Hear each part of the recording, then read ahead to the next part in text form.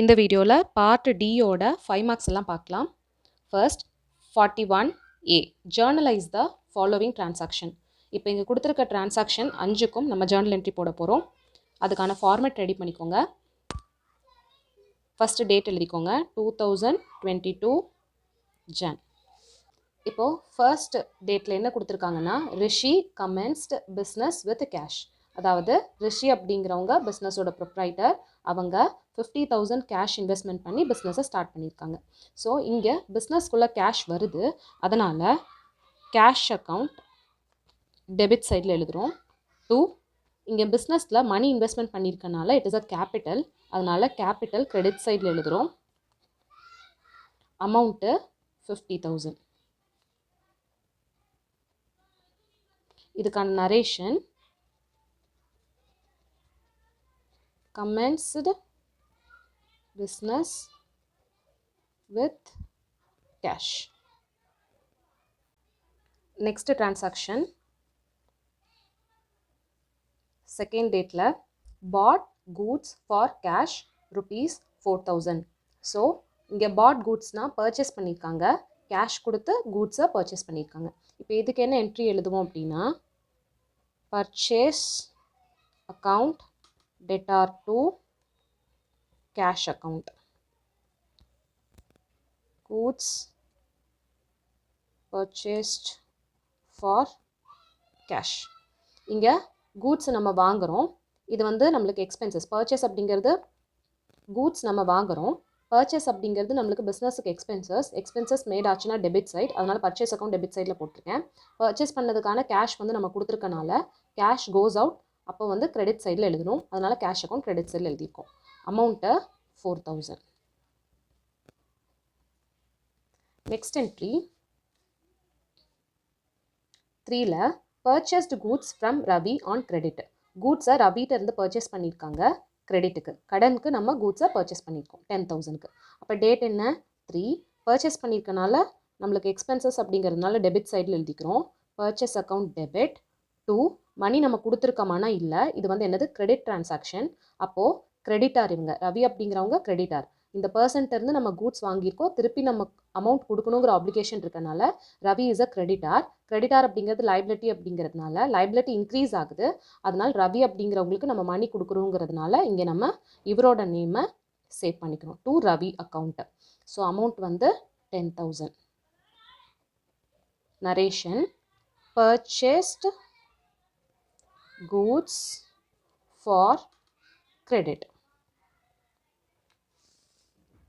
Next 4th dateல cash paid to Ravi 7,000. இப்போ இங்கே ரவி அப்படிங்கிறவங்களுக்கு நம்ம கேஷ் பே பண்ணுறோம் 7,000க்கு. ஸோ இந்த இடத்துல கேஷ் கொடுக்குறோம் அப்படிங்கிறதுனால கேஷ் கோஸ் அவுட், அதனால கேஷ் அக்கௌண்ட் வந்து கிரெடிட் சைடில் எழுதுவோம். ரவி அப்படிங்கிற பர்சன் நம்மளுக்கு கிரெடிட்டார், இந்த கிரெடிட்டாருக்கு நம்ம அமௌண்ட் பேமெண்ட் பண்ணுறதுனால நம்மளோட லைபிலிட்டி கம்மியாகுது. லைபிலிட்டி கம்மியாச்சுன்னா ரூல்ஸ் வந்து என்ன டெபிட் சைடு, அதனால் ரவி அக்கௌண்ட் எங்கே வரும் அப்படின்னா டெபிட் சைடில் வரும்.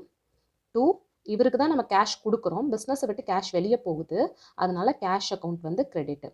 அப்போது cash paid to Ravi, amount 7,000, date 4.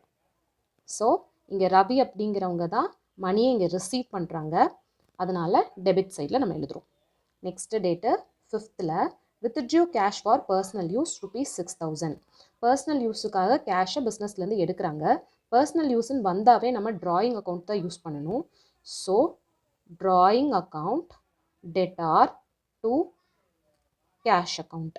இந்த இடத்துல வித்ட்ரா பர்சனல் யூசேஜ்க்காக வித்ட்ரா பண்ணுறதுனால ட்ராயிங் அக்கௌண்ட் டெபிட் சைட், பிஸ்னஸ்லேருந்து கேஷ் வெளியே போகுது, அதனால் கேஷ் அக்கௌண்ட் கிரெடிட் சைட். இங்கே கேபிட்டல் ரெடியூஸ் ஆகிறதுனால டெபிட் சைட், இங்கே கேஷு வெளியே போகுது, கேஷ் கம்மியாகுது, அதாவது அசெட் கம்மியாகுது, அதனால் கிரெடிட் சைடில் எழுதியிருக்கோம். இதுக்கான narration withdrew cash for personal use, amount 6,000. இதுக்கு டேட் என்ன எழுதுவோம்னா 5, அவ்வளோதான்.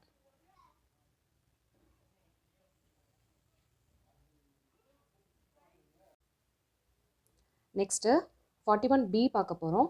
Prepare trading account from the following ledger balance presented by Kumaran as on 31st March 2016. நம்மளை இங்கே ட்ரேடிங் அக்கௌண்ட் கண்டுபிடிக்க சொல்லியிருக்காங்க. இதுக்கு ப்ராப்பரான ஃபார்மேட் ஃபஸ்ட்டு போட்டுக்கோங்க. அக்கௌண்ட் ஷீட்டில் டபுள் சைடில் போடணும். இங்கே நான் அக்கௌண்ட் ஷீட் ஃபுல்லாக டபுள் சைடு காட்ட முடியாது அப்படிங்கிறதுனால இந்த ஒயிட் ஷீட்டில் வந்து ப்ரெசென்ட் பண்ணியிருக்கேன். இந்த புக்ஸ் ஆஃப் குமரன் அந்த ப்ரொப்ரைட்டரோட நேம் கண்டிப்பாக எழுதியிருக்கணும். அதுக்கு கீழே trading account for the year ended 31st March 2016, அதாவது அந்த இயர் எண்டிங் டேட் கண்டிப்பாக எழுதியிருக்கணும். டெபிட்டு கிரெடிட்டு மறக்காமல் போட்டிருக்கணும். அதுக்கப்புறம் உள்ள ஃபார்மேட்குள்ளே எழுதக்கூடிய எல்லா விஷயங்களையும் பார்த்துக்கோங்க. இப்போது நம்மளுக்கு இங்கே வெறும் ட்ரேடிங் அக்கௌண்ட்டில் கொடுத்துருக்க அந்த லெஜர் பேலன்ஸை மட்டும் போஸ்ட் பண்ணால் பத்தாது. அதுக்கு கீழே அடிஷ்னல் இன்ஃபர்மேஷன் கொடுத்துருக்காங்க, அதாவது அட்ஜஸ்ட்மெண்ட் கொடுத்துருந்தாங்க. அப்படிங்கிற பட்சத்தில் இதை ஈஸியாக எப்படி போடுறது அப்படின்னா, ஃபஸ்ட்டு என்னென்ன அட்ஜஸ்ட்மெண்ட்லாம் கொடுத்துருக்காங்களோ அது எந்தெந்த அக்கௌண்ட் எஃபெக்ட் பண்ணுதுன்றதை மார்க் பண்ணி வச்சுக்கோங்க. ஃபர்ஸ்ட் வந்து என்ன சொல்லியிருக்காங்க, ஸ்டாக் ஆன் 31st March 2016, அதாவது இது இயர் எண்டிங்கோட ஸ்டாக் அப்படிங்கிறதுனால அது என்னது, க்ளோசிங் ஸ்டாக்கு.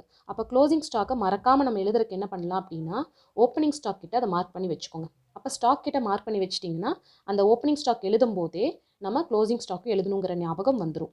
அடுத்தது அவுட்ஸ்டாண்டிங் அமௌண்டட் டு 4000. இங்கே வெறும் அவுட்ஸ்டாண்டிங் தான் கொடுத்துருக்காங்க. ஆக்சுவலாக இங்கே வேஜஸ் தான் வரணும். இங்கே பிரிண்டிங் மிஸ்டேக், அவங்க வந்து வேஜஸ் கொடுக்க கிடையாது. ஸோ இந்த அவுட்ஸ்டாண்டிங் அமௌண்ட் வந்து என்னென்னா வேஜஸை சார்ந்தது அப்படிங்கிறதுனால சின்னதாக மார்க் பண்ணிக்கிறேன். Next gas and fuel was paid in advance. So இப்போ நெக்ஸ்ட்டு கேஸ் அண்ட் ஃபியூவலுக்கான அட்ஜஸ்ட்மெண்ட் கொடுத்துருக்கனால கேஸ் அண்ட் ஃபியூவல் கிட்ட குட்டியாக மார்க் பண்ணிக்கிறேன். ஸோ தட் இங்கே கொடுத்துருக்க லெஜர் பேலன்ஸை நம்ம ட்ரேடிங் அக்கௌண்ட்டில் போஸ்ட் பண்ணும்பொழுது கரெக்டாக அதை மறக்காமல் அட்ஜஸ்ட்மெண்ட்ஸை எழுதிடுவோம். அதனால் ஓகே, இப்போ சம்குள்ளே போகலாம். ஃபர்ஸ்ட் என்ன சொல்லியிருக்காங்க அப்படின்னா, ஸ்டாக்கு 10,000. ஸோ இப்போ இது வந்து ஓப்பனிங் ஸ்டாக் 1/4/2015 அப்படிங்கிறது ஓப்பனிங் இயரை சேர்ந்தது. அதனால் அது ஓப்பனிங் ஸ்டாக். அதனால் இது ட்ரேடிங் அக்கௌண்ட் டெபிட் சைடில் எழுதுவோம். To opening stock, amount 10,000. Next purchase. எப்பயுமே பர்ச்சேஸ், சேல்ஸ் இதெல்லாம் கொடுத்தாவே பர்ச்சேஸ் ரிட்டனும் சேல்ஸ் ரிட்டனும் கொஸ்டினில் கொடுத்துருக்காங்களான்னு ஒன்ஸ் செக் பண்ணிக்கோங்க. ஏன்னா இப்போ இங்கே பர்ச்சேஸ் கொடுத்துருக்காங்க, ஆனால் பர்ச்சேஸ் ரிட்டன் எங்கே கொடுத்துருக்காங்க, இந்த சைடில் கொடுத்துருக்காங்க. நம்ம டக்குன்னு இதை பார்த்துட்டு பர்ச்சேஸா அப்போ எக்ஸ்பென்சஸ் டெபிட் சைடுன்னு சொல்லி எழுதிடுவோம். ஆனால் இவ்வளோ அக்கௌண்ட்டுக்கு அப்புறம் அந்த பர்ச்சேஸ் ரிட்டன் நம்ம பார்த்தோம் அப்படின்னா அதுக்கப்புறம் நம்ம அதை அட்ஜஸ்ட்மெண்ட் பண்ணிகிட்டு இருக்க முடியாது. எப்பயுமே பர்ச்சேஸும் சேல்ஸும் கொடுத்தாவே அது கூடவே வந்து பர்ச்சேஸ் ரிட்டனும் சேல்ஸ் ரிட்டனும் கொடுத்துருக்காங்களான்னு சொல்லி செக் பண்ணிக்கோங்க. இங்கே நம்மளுக்கு பர்ச்சேஸ் கொடுத்துருக்கனால அப்படியே எல்லா அக்கௌண்ட்லையும் செக் பண்ணி பாருங்கள் பர்ச்சேஸ் ரிட்டன் கொடுத்துருக்காங்களான்னு சொல்லி. கொடுத்துருந்தாங்கன்னா கையோடு எழுதிடலாம். ஸோ பர்ச்சேஸ் வந்து 1,60,000, பர்ச்சேஸ் ரிட்டன் வந்து 10,000. இதை லெஸ் பண்ணி எழுதும். பர்ச்சேஸ் அப்படிங்கிறது நம்மளுக்கு எக்ஸ்பென்சஸ் தானே, அதனால ட்ரேடிங் அக்கௌண்ட் டெபிட் சைடில் எழுதுகிறோம். To purchase amount 1,60,000. இங்கே நம்ம பர்ச்சேஸ் ரிட்டன் அட்ஜஸ்ட்மெண்ட் பண்ணி எழுதுறதுனால இன்னர் காலமில் நான் இதை எழுதிக்கிறேன். மைனஸ் பர்ச்சேஸ் ரிட்டன் அமௌண்ட் வந்து 10,000. 1,60,000ல் 10,000 போச்சு அப்படின்னா 1,50,000.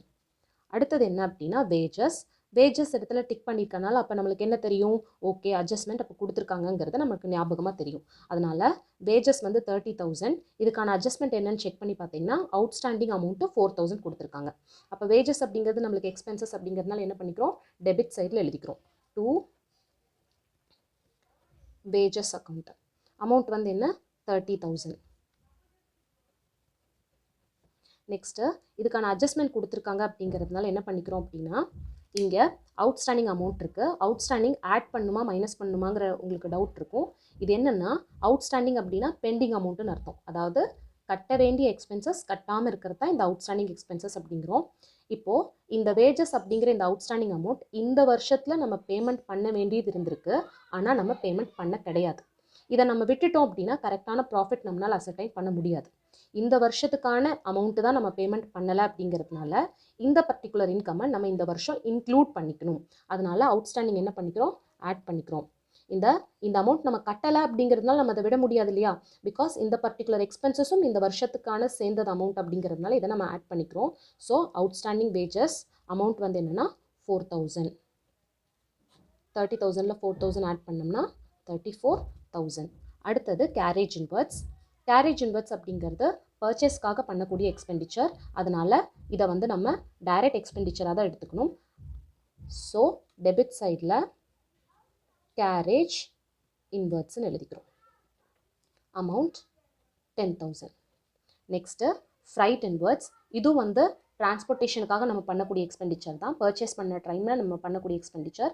இதுவும் நம்மளுக்கு வந்து டைரக்ட் எக்ஸ்பெண்டிச்சர் தான். அதனால டெபிட் சைடில் to fried inverts amount 8,000.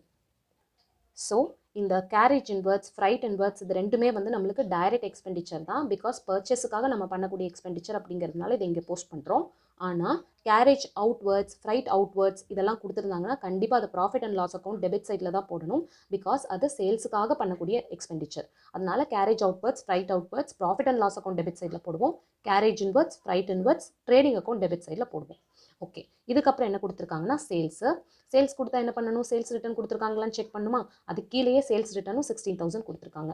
So இங்கே என்ன எழுதிக்கிறோம் அப்படின்னா, சேல்ஸ் அப்படிங்கிறது இன்கம் அப்படிங்கிறதுனால கிரெடிட் சைடில் பை சேல்ஸ் அக்கௌண்ட் 3 lakh. அடுத்தது மைனஸ் சேல்ஸ் ரிட்டர்ன் 16,000. இந்த 3 lakhல 16,000 லெஸ் பண்ணோம் அப்படின்னா 2,84,000 வரும். இதுக்கு நெக்ஸ்ட் என்ன கொடுத்துருக்காங்கன்னா பர்ச்சேஸ் ரிட்டர்ன். இது ஏற்கனவே நம்ம அட்ஜஸ்ட்மெண்ட்டில் இன்க்ளூட் பண்ணிட்டோம், அதை விட்டுடலாம். அதுக்கு அடுத்தது கேஸ் அண்ட் ஃபியூவல். இங்கே நம்ம டிக் பண்ணியிருக்கனால என்ன அர்த்தம், அப்போ அட்ஜஸ்ட்மெண்ட் இருக்குன்னு அர்த்தம். ஸோ இப்போ கேஸ் அண்ட் ஃபியூவல் அப்படிங்கிறது நம்மளுக்கு என்னென்னா எக்ஸ்பெண்டிச்சர். அதனால் டெபிட் சைடில் எழுதிக்கிறோம் டு கேஸ் அண்ட் ஃபியூவல். எவ்வளோ அமௌண்ட்டு, 8,000. அட்ஜஸ்ட்மெண்ட் இருக்கனால இன்னர் காலமில் எழுதிக்கிறோம். ஓகே, என்ன அட்ஜஸ்ட்மெண்ட் அப்படின்னா gas and fuel was paid in advance for ₹1,000. அப்போ இங்கே என்னது பெய்டு இன் அட்வான்ஸ் அப்படின்னா ப்ரீபெய்டு எக்ஸ்பெண்டிச்சர்னு அர்த்தம். ஸோ நெக்ஸ்ட் இயருக்கான அமௌண்ட்டை இப்போயே நம்ம பேமெண்ட் பண்ணுறது. இந்த அமௌண்ட்டை நம்ம ஆட் பண்ணுவோமா லெஸ் பண்ணுவோம்னா லெஸ் தான் பண்ணுவோம். ஏன் அப்படின்னா ப்ரீபெய்டு நெக்ஸ்ட் இயருக்கான அமௌண்ட்டை இந்த வருஷம் நம்ம வந்து பேமெண்ட் பண்ணுறோம். இந்த அமௌண்ட்டு இந்த இயரை சார்ந்தது இல்லை அப்படிங்கிறதுனால ப்ரீபெய்டு எக்ஸ்பெண்டிச்சர் என்ன பண்ணுறோம் அப்படின்னா லெஸ் பண்ணிக்கிறோம். எவ்வளோ அமௌண்ட்டு, 1000. அப்போது 8,000ல் 1000 போச்சு அப்படின்னா நம்மளுக்கு 7,000 வரும். ஸோ இதெல்லாம் போட்டு முடிச்சதுக்கப்புறம் லாஸ்ட்டாக தான் நம்ம க்ளோசிங் ஸ்டாக் போடணும். அதனால் க்ளோசிங் ஸ்டாக் நம்மளுக்கு எவ்வளோ கொடுத்துருந்தாங்க, 20,000 கொடுத்துருந்தாங்க. லாஸ்ட்டாக பை க்ளோசிங் ஸ்டாக் 20,000. மறக்காமல் ஓப்பனிங் ஸ்டாக் எழுதியிருந்தீங்கன்னா லாஸ்ட்டாக க்ளோசிங் ஸ்டாக் எழுதிருங்க. இதுக்கப்புறம் என்ன பண்ண போகிறோம் அப்படின்னா இதோட டோட்டல் அமௌண்ட்டை நம்ம இப்போ கால்குலேட் பண்ண போகிறோம். இப்போது கிரெடிட் சைட்லாம் டோட்டல் பண்ணி பார்த்ததில் நம்மளுக்கு 3,04,000 வந்திருக்கு. டெபிட் சைடில் டோட்டல் பண்ணி பார்த்ததில் நம்மளுக்கு 2,19,000 வந்திருக்கு. கிரெடிட் சைடில் தான் டோட்டல் ஜாஸ்தியாக இருக்குது அப்படிங்கிறதுனால இதைத்தான் நம்ம ரெண்டு சைடும் எழுதணும். 3,04,000. அதே மாதிரி இங்கேயும் 3,04,000. கிரெடிட் சைடு அப்படிங்கிறது இன்கம் சைடு. இன்கம் தான் அதிகமாக இருக்குது, எக்ஸ்பென்சஸ் கம்மியாக இருக்குங்கிறதுனால இது என்னது ப்ராஃபிட். அதனால் இங்கே என்ன எழுதிக்கிறோன்னா டு கிராஸ் ப்ராஃபிட் அப்படிங்கிறது எழுதிக்கிறோம்.